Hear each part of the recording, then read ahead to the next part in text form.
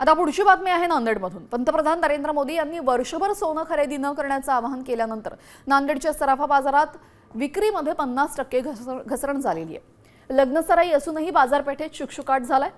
या निर्णयाचा जिल्ह्यातील 1,500 दुकानदार आणि 3,000 कारागिरांच्या उदरनिर्वाहावर गंभीर परिणाम झाला असून व्यापाऱ्यांनी नाराजी व्यक्त केलेली आहे।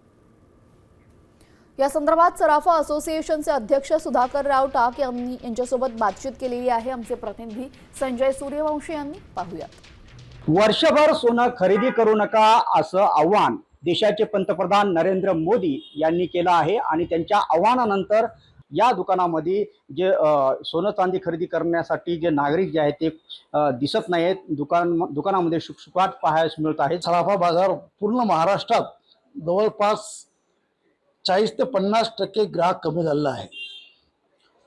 प्रत्येक शोरूम मध्ये 10 ते 15 सेल्समन आहेत।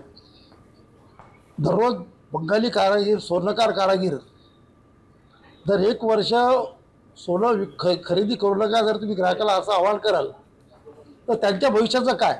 जवळपास प्रत्येक कस्टमरला 18%चा भार आणि भाव वाढ, त्यामुळं 40 ते 50% आमचा व्यापार